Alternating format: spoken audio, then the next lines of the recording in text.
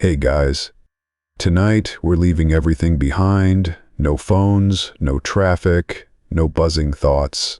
Lying beneath a sky that doesn't end, dark, open, endless. The wind brushes your cheek like a whisper. You hear nothing, except grass shifting and the distant breath of a horse. Welcome to the Mongolian steppe. It's quiet here but not peaceful. It's raw, wild, and beautiful in a way that feels ancient. Somewhere in this silence, a child is born. His name is Temujin. One day the world will know him as Genghis Khan, but tonight he's just a boy. Cold, watching the stars, clutching a future no one can see, and to be honest, you probably wouldn't survive this. So before you get comfortable, take a moment to like the video and subscribe, but only if you genuinely enjoy what I do here. And let me know where you're listening from and what time it is. It's always a little magical seeing this sleepy circle of ours stretch across the world. Now, dim the lights. Maybe turn on a fan, or let the window crack open just enough for the wind. Let's ease into tonight's journey together. The ground beneath your feet feels solid, but the world is shifting. You walk beside Temujin, just a boy right now, not yet a name to be feared. He's born in the year 1162 near the quiet banks of the Onan River. His mother holds him close. The wind is sharp. The fire burns low. They say he was born with a blood clot in his tiny fist. And the elders nod solemnly. That means something. A child of fate or of war, but destiny doesn't mean comfort. Not here. Temujin's father, Yeshuge, is murdered, poisoned by rivals when the boy is still small. In one moment their family loses everything. His tribe turns their backs. His people abandon them to the cold. His mother Holun does not break. She teaches her children how to dig for roots when the earth is frozen, how to chew bark until it softens, how to speak gently when your heart is afraid. Temujin watches, learns, endures. There's no warmth in exile, just survival. And one day, just a child, still, Temujin kills his half-brother. Over food, a fish. It's brutal. But in the frozen emptiness of the steppe, it's also survival. Historians still argue. Was that the moment something in him hardened? Or was it just a boy desperate not to be forgotten? But not everything is pain. He marries Berthe. She's strong, steady. She looks at him like he matters, like he's already someone, even before the world agrees. And when she's taken from him, kidnapped by a rival tribe, he doesn't cry, he doesn't shout, he remembers. He waits. You ride with him now. The wind is in your ears. The sky is massive. He says little, but he sees everything. The color of the clouds, the angle of the hills, the way horses breathe before they bolt. He earns followers slowly, one rider at a time, not with fear, but with something quieter, loyalty, fairness, a strange, intense kindness. He shares meat when there's little. He listens more than he speaks. And yes, he steals horses like it's an Olympic event. But that's survival too. Here's a little-known truth. Ronquil children learned to ride before they could walk. Imagine Temujin, barely taller than the saddle horn, gripping the reins tighter than most grown men. Riding not for fun, but for life, and slowly a dream forms. Not power, not revenge, but unity. Oh, one arrow breaks, he says softly, but many arrows together are strong. He doesn't shout it, he doesn't preach. He just believes. Some say he met Buddhist monks, others whisper about wandering Christians in the hills. No one agrees. Historians still debate if it was faith or strategy, that made him so accepting of other beliefs. But whatever it was, it made him different. You begin to feel it.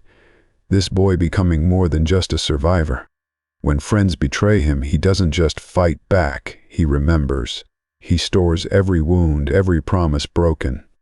Not in anger, in silence, because one day he'll reshape the world, but tonight, he's just a boy beside a fire, breathing slowly under a blanket of stars.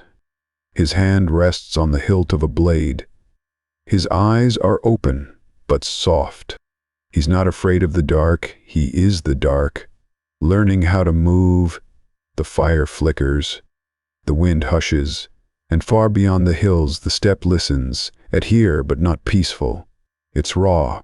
Why? You're still beside the fire, it's gone quiet now. Not even the wind dares to speak. Temujin doesn't sleep like other people do, not fully, not deeply.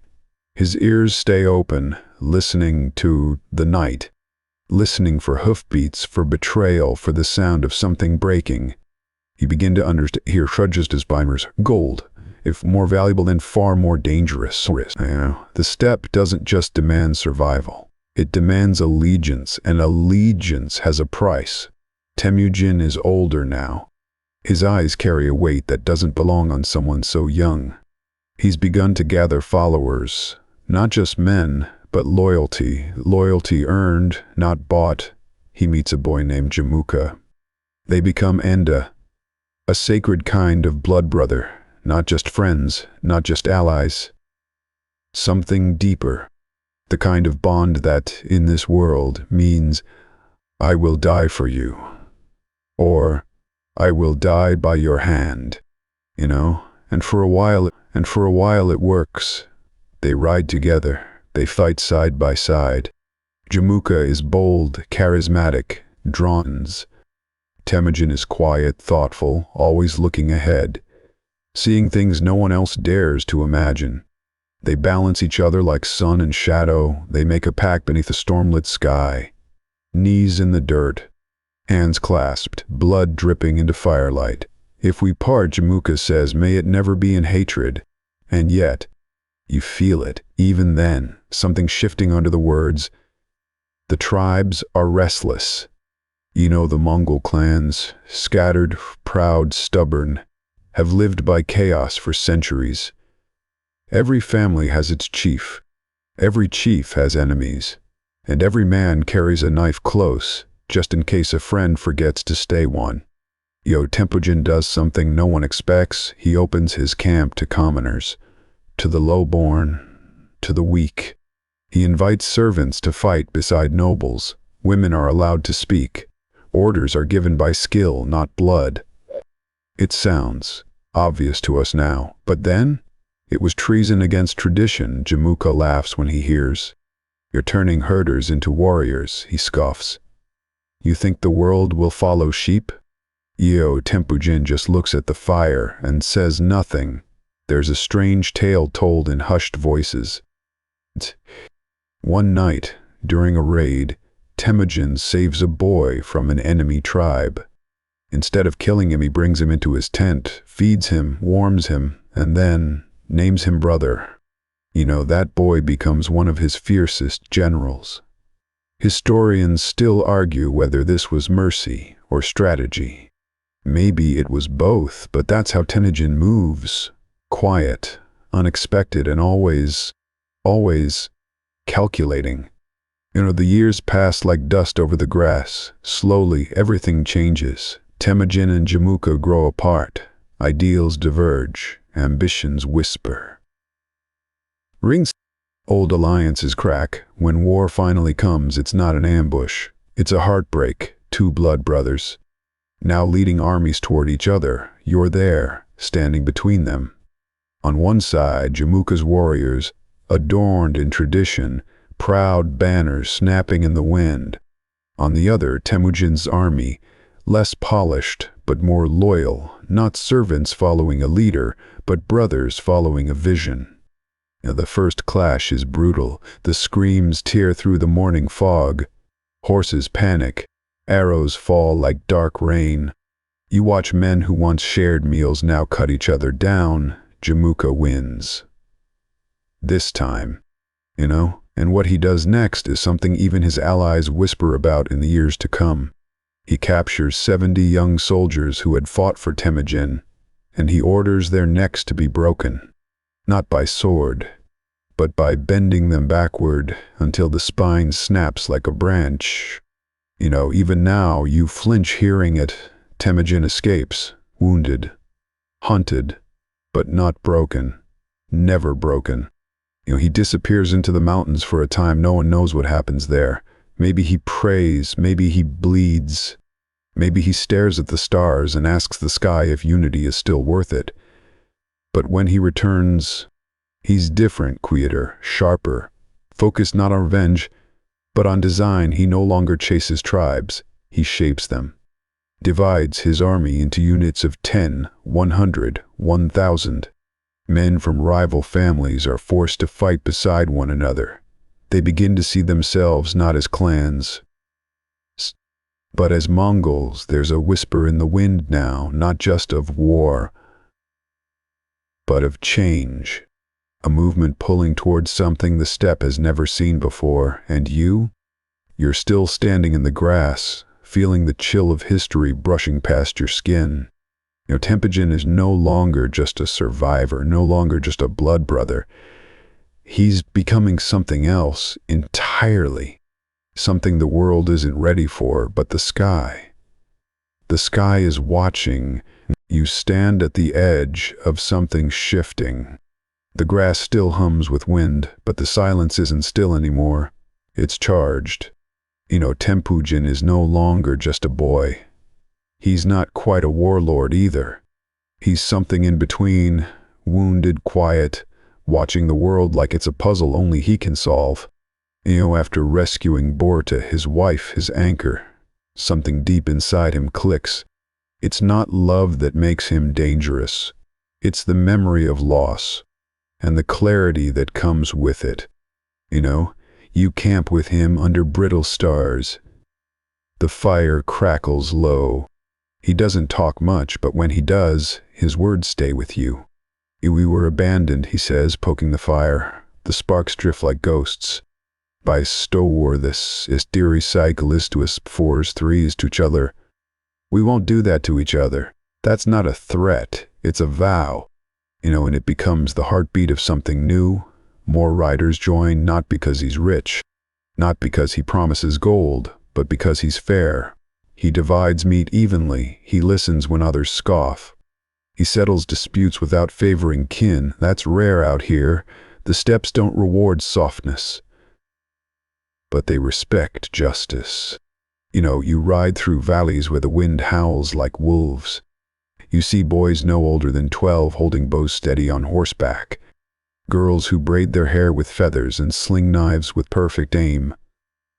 They don't play. This isn't a place for childhood. Temujin sees them all, and he remembers being that boy. Forgotten, hungry, afraid.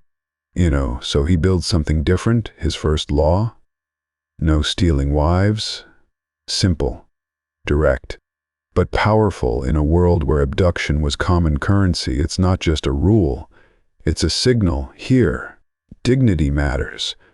And suddenly people start listening, even rival clans, even men who once spat his name. They come, they kneel.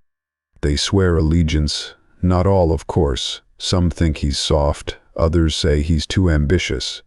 Jamuka, his blood brother turned enemy, certainly does. And when Jamuka strikes, swift, brutal, with an army larger than Temujin could have imagined, you feel the earth shake beneath your horse's hooves. Temujin loses badly. The battlefield reeks of iron and smoke. Men lie broken in heaps. Jamuka captures his followers, and in a move so cruel it echoes centuries later, he boils tiers of them alive. 70. The air still holds the screams. Even now, Temujin says nothing. He doesn't wail, he doesn't curse the sky. He learns. He begins to see war not just as survival, but as structure, a system, a machine. He refines the Tumen system, organizing his men into units of 10, 100, 1,000, 10,000. It's not glamorous, but it works. Everyone has a role, no one gets lost. You sit by the fire as he draws it out in the dirt, quiet, focused, his hands steady. He's not building an army, he's building order. Some say he borrowed the idea from the Chinese. Others argue it was older than that. Steppe wisdom passed through centuries. Historians still debate it. But what's clear? Temujin made it sing. He rewards talent, not bloodline. That's radical, even dangerous. But it works. You begin to feel it now, this pull, this gravity around him. He walks through a camp and conversations pause. He speaks and even the wind seems to listen. He isn't feared yet, not quite. But he's known. You pass a hill where a scout once spotted a rival camp and Temujin didn't charge. He waited. He circled. He attacked at dawn. A lone hawk circles high above your head, its cry barely audible against the breathless sweep of the steppe. Temujin stands below it, motionless. The wind teases the ends of his braid, and the sun turns his shadow long and lean. Around him the world is both massive and empty, like it's waiting. It's the year Ichen Arbaigling Lu. After decades of betrayal, revenge, and bitter struggle, Temujin is no longer just a name whispered among tribes. He's been declared Genghis Khan, universal ruler. And it doesn't happen with gold or crowns. It happens with fire and loyalty and something scarier than either, unity. You sit beside him during the Great Kurultai, a council of Mongol chiefs.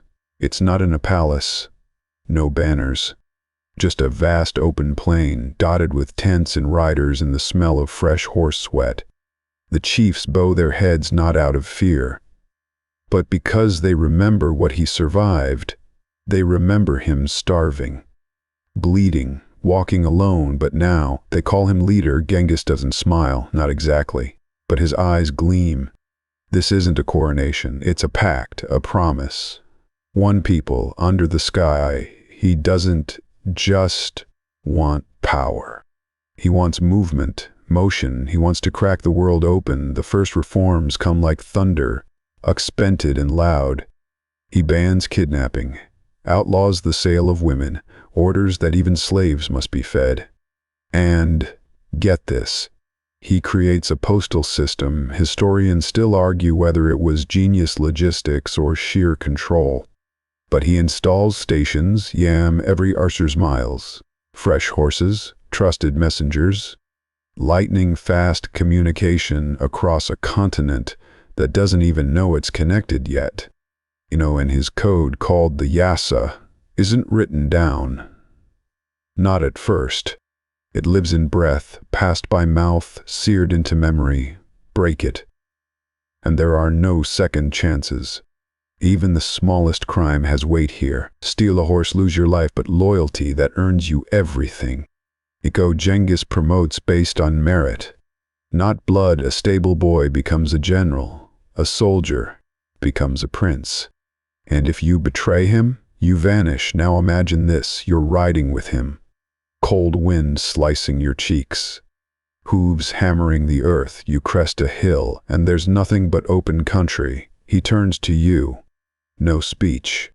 Just a nod. That's how orders work now. Every man knows his role. Every camp has order. Fires burn low. Meat is shared. Tents face the wind like they've always known it would come. He builds alliances like a hunter setting snares. Careful, quiet, efficient. Marriage ties. Adopted sons. Sworn brothers, and when there's no other choice, war. But war isn't chaos here. It's choreography, signal flags, drums, traps, retreats that aren't retreats, just bait. Armies split like river branches, strike like arrows, disappear like smoke. And here's a strange truth. Genghis Khan doesn't destroy cities first. He offers peace, surrender. Join us, live. But if you don't, well, the desert air is bone dry, your lips cracked, your eyes sting. This isn't the steppe anymore. It's harsher, heavier, quieter in a dangerous way, and the silence, it doesn't welcome you. It watches. The Mongol army moves now, like breath through a sleeping giant, unstoppable, through Persia, past the broken cities that once thought themselves eternal. Georgia, Armenia, Kiev, each one falls like a candle caught in a storm, and still, he does not stop. But this isn't just conquest, it's precision. He doesn't ride alone now, he commands from shadows. Subutai, Jebe. Brothers not by blood, but by fire. They don't shout. They move like ghosts, and behind them, the sky darkens. Europe is next, but the West doesn't even know. It's still laughing in castles, still drawing maps that stop too early. They have no idea. Not yet. But something stirs in the East again. China, the Song Dynasty, proud, ancient. They believe in walls, in waiting. They believe time protects them, but time serves the Mongols now. He offers peace, like always.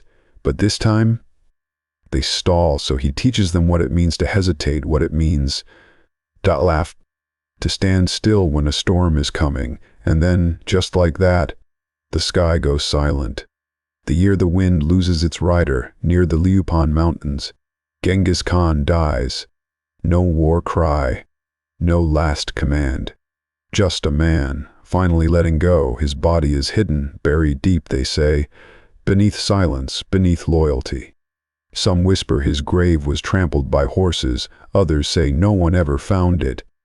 Because no one was meant to. No tomb, no crown, only sky, only wind. But his empire? It doesn't flinch, it grows, because Genghis didn't just conquer. He prepared, he taught his sons how to rule, trained his generals like chess pieces, set a system into motion that would outlive his shadow. He was never building a kingdom, he was building momentum, and now that momentum doesn't stop. You sit near a fire again, a flicker, a hush, a memory in the dark. Above you, the same sky, the same stars, the same whispering wind across the steppe.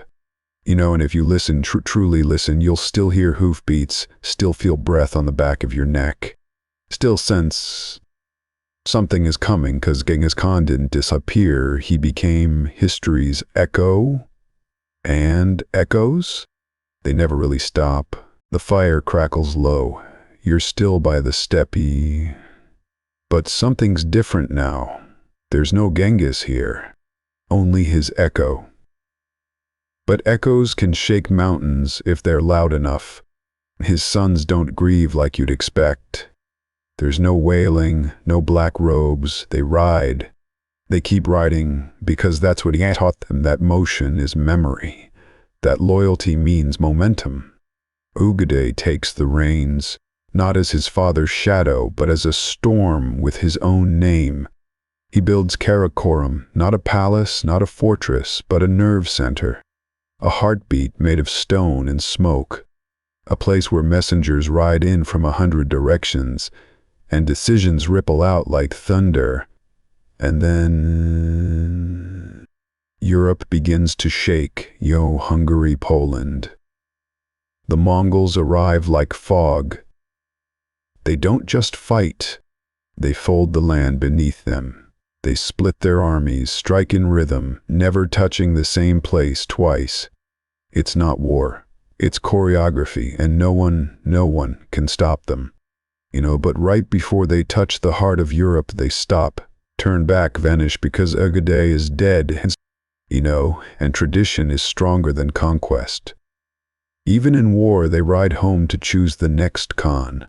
Europe survives, not by power, but by pause. Now, Kublai rises, Temujin's grandson, different, thoughtful. He doesn't just ride the wind, he studies it, reads Chinese philosophy, listens to scholars.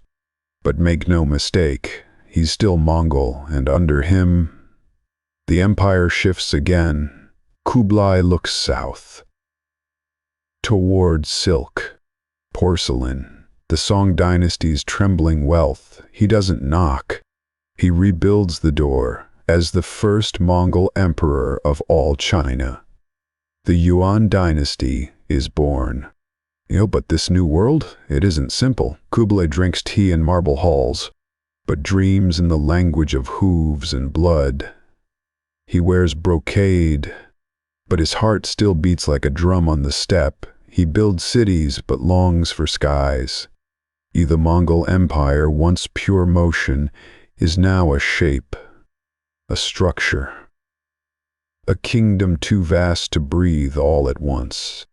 And with that shape comes cracks. The brothers fight.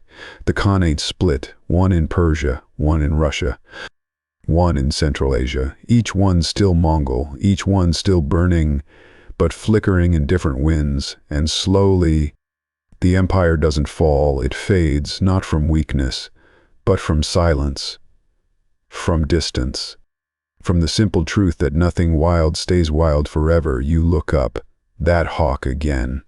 It circles the same sky, but lower now, slower, maybe tired, maybe searching for a rider who isn't coming back. But listen, really listen. The wind still speaks the old name, Temujin. And that sound? It still makes the earth remember. The dust hasn't settled, not yet. You're standing where once a city stood, Cherakar, Nishapur, Merv. It doesn't matter, the names blur into smoke. The silence now is too loud, buildings lie broken like bones, and the wind carries not songs, but ash. You want to look away, but Genghis Khan doesn't. He studies it, not with glee, not with sorrow. Just memory, calculation, like he's memorizing what defiance costs, like he's writing something into the earth, and then he moves on. There's a rhythm now to conquest. A beat. Scouts ride first, then engineers, then soldiers, then silence. In China, the Jin dynasty falls, crumbling like a cliff edge into the sea. Their walls, once proud, split open under Mongol siege engines. Even gunpowder, rare and mystical, is turned against them. The capital falls, not in hours, not in weeks, in waves. First the gates, then the hearts, then the surrender. You walk through cities that feel stunned. The people bow, but not always from fear. Sometimes it's awe. This isn't just force, it's something older, like nature, like fate, and yet, even here, Genghis shows restraint. He protects artisans, spares scholars. He moves mathematicians to Samarkand, builders to Karakoram. He's not just conquering land. He's collecting brilliance, but don't mistake kindness for weakness. He sends letters to kings, emperors, popes. Some reply. Some laugh. The ones who laugh don't last long. He's already dreaming past the mountains, into Persia, into the edge of Europe, into the lands of stories, gods and gold. You sit by a fire one night, far from the front. The stars are dull behind clouds. Genghis is quiet, sharpening a blade, not because he needs it, but because silence needs shape. He speaks. One sentence. Low. Almost lost in the wind, a man's greatest joy is to conquer his enemies. To see them driven before him, the rest trails off. He doesn't need to finish it. You've heard the words, but hearing them now here, they don't sound cruel, they sound ancient, honest. Like stone, he isn't chasing pleasure, he's chasing permanence. A name that won't be forgotten. A silence that belongs to him, and slowly you realize it's working because the world is shifting. Maps will change, languages will twist, and in every direction under the stars the wind will whisper one name, Kyo Temujin, Genghis Khan, the rider who did not stop, a storm brews, not in the sky, but in the hearts of men. The Mongol Empire has surged westward, and its shadow touches lands that have never even spoken the name Genghis Khan. The Khwarezmian Empire. Vast, proud, wealthy. Spices. Silk. Stone cities, glittering in desert light. But pride is a brittle shield. When Genghis sends a caravan of diplomats and merchants, they are murdered. He doesn't rage. He doesn't scream. He listens. And when he rises, it is like the slow lifting of a mountain. 100,000 riders answer his call. You stand beside them, cloaked in dust and determination. The air vibrates. You can smell the leather, hear the creak of saddles. Each man has a bow, a blade, and a memory. He doesn't march toward war. He becomes it. The Khwarezmian Shah flees, abandoning cities like stones falling from a crumbling tower. But Genghis does not chase. He dismantles. One city at a time. Walls fall, gates burn, rivers run red. But in the middle of fire and fear a pattern remains. Surrender? Live, resist, be erased. Entire cities are spared when they yield, and when they don't, their names vanish from maps. This isn't just punishment. It's a message. You ride past smoldering ruins and still, there's no joy in his eyes, just purpose, precision. Like every strike is a chess move. When Bukhara falls, he stands in the mosque and says calmly, I am the punishment of God, not for glory, not for conquest, but for what came before. He allows scholars to live, craftsmen to work, children to be spared. But the ones who brought betrayal, they don't get another sunrise. He's not just building an empire.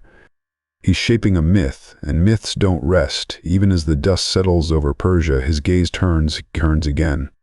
The West is not enough. The world feels small now. You rest, that night, beside the ruins of a city that didn't listen. The wind whispers through broken stones, and above you the stars look down, not with judgment but memory. Because this story is no longer just about one man. It's about what happens when the world refuses to listen. And history answers on horseback. The sky feels different now, heavier, like history itself is holding its breath. The Mongol Empire stretches from Korea to the Caspian Sea. It's not just vast. It's stitched together by fear, loyalty, and motion. And yet, Genghis is not done. He's older. The lines on his face are deeper. But the fire in him, still there, still sharp. And now his eyes turn toward the west. You hear it first, like thunder rolling in from the edge of memory, thousands of hooves. Leather creaks, a storm of banners flapping against the wind. He sends riders to the Khwarezmian Empire. Diplomats, gifts, a gesture of peace. But they're killed publicly, brutally. And something inside Genghis doesn't just break, it vanishes. He doesn't scream. He doesn't rage. He decides the invasion that follows isn't just war. It's precision. Cities fall like dominoes. Each one a message, not just to Khwarezm, but to the world. You ride beside him now. Across icy rivers, over desert dunes, through mountain passes where even the wind forgets to breathe, he watches everything. Listens to silence. Trusts maps written only in memory. And when they reach Samarkand, the jewel of the Silk Road, he doesn't marvel. He calculates. Siege engines crush walls, wells are poisoned, grates are breached, but the worst? It's not the violence. It's the silence afterward, no boasts, no mercy, just nothing. The city disappears beneath ash.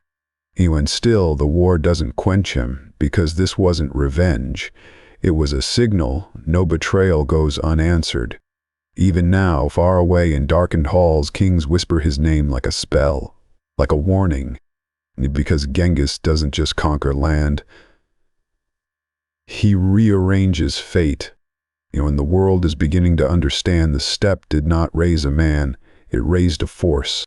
And it's still moving. A cold wind brushes the edge of the empire. It carries not just snow, but silence. The kind of silence that follows too much death.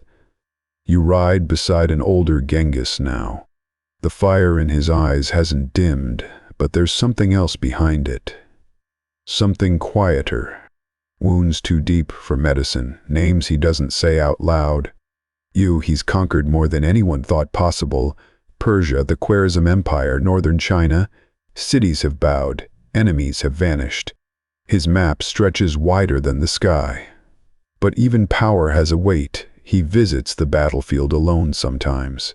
Walks among broken armor, scattered bones. He doesn't speak, just watches the wind tug at forgotten flags. You wonder, what does a man like that see when he looks at the dead? Not numbers, not glory, faces. Friends. It's said he wept when his horse died, that he mourned warriors like brothers. But grief doesn't stop him. If anything, it drives him harder, as if each death must mean something, must build something that lasts, and then comes tragedy. His grandson dies. Some say fever, some say fate, but whatever it was, it cuts deep. Genghis doesn't scream, doesn't break.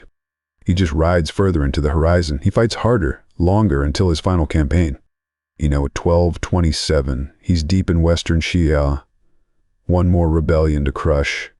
He's old now. Some say injured by a fall. Others whisper assassination. But the truth is, even legends have limits. He dies quietly.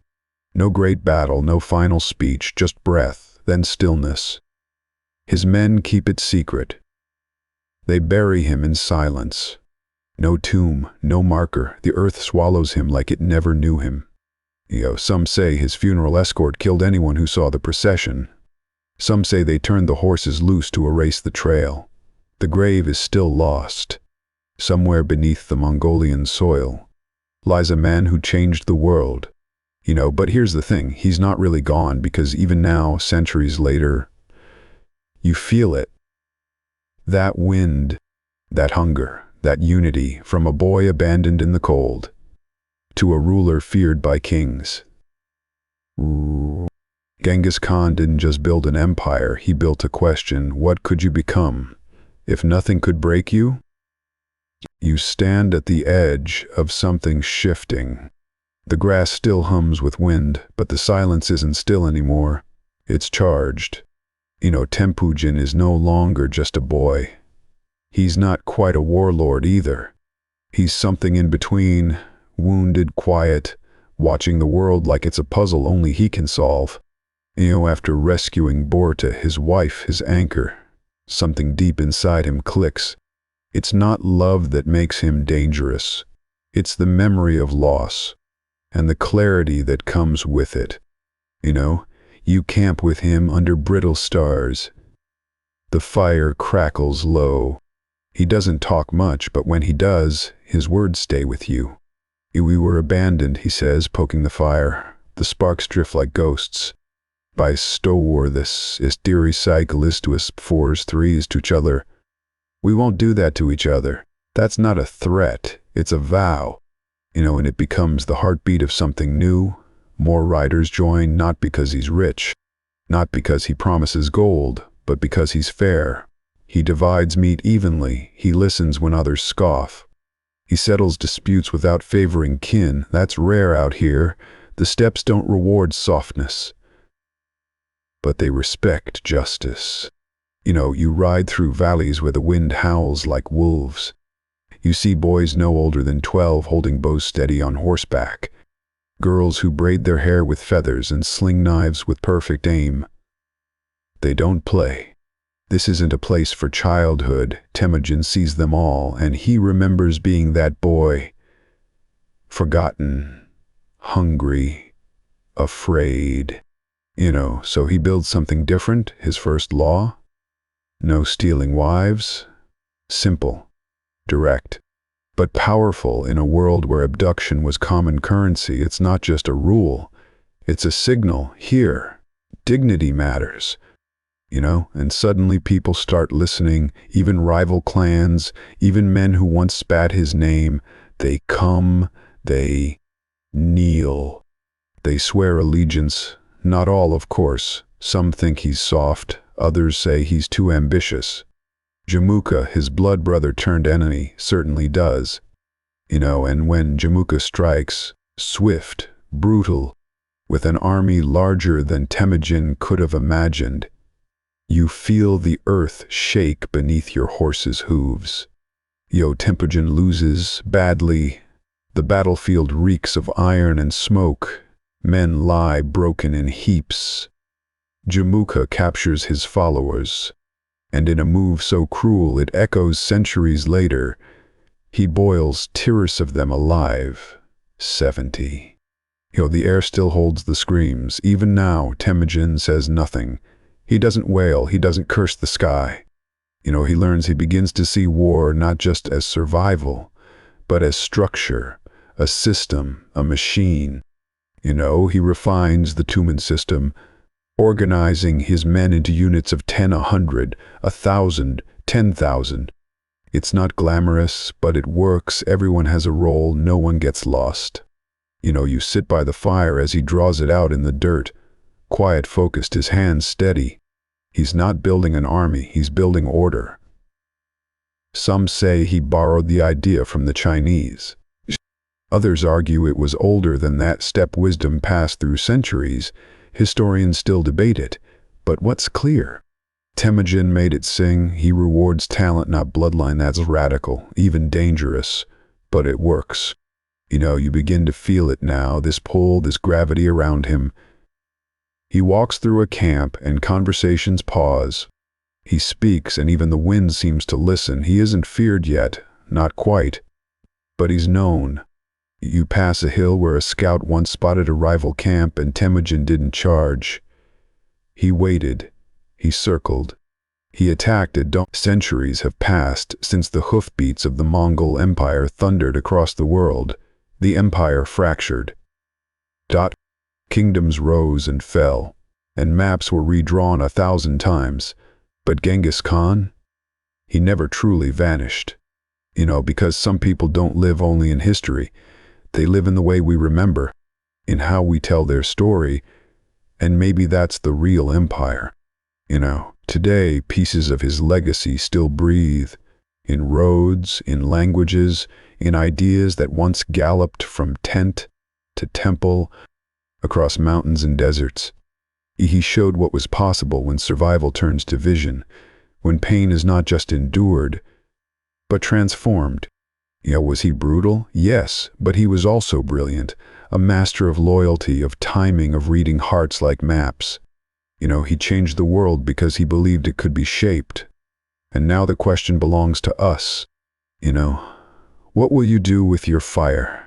What could you build if you stopped waiting for permission? Close your eyes. Feel that cold wind again, not haunting, calling. We are not the children of comfort. We are the descendants of survivors, of dreamers, of storm riders and fire starters. So, if this story stirred something in you, don't let it fade. Denner like, Denner comment, Deezer subscribe. Tell me where you're listening from. Tell me what you want to become. Because this little circle we've built, this sleepy midnight campfire across screens and time zones, it means something. And as always, until next time, sleep slow, dream deep. And never forget, the world was made by those who refuse to break.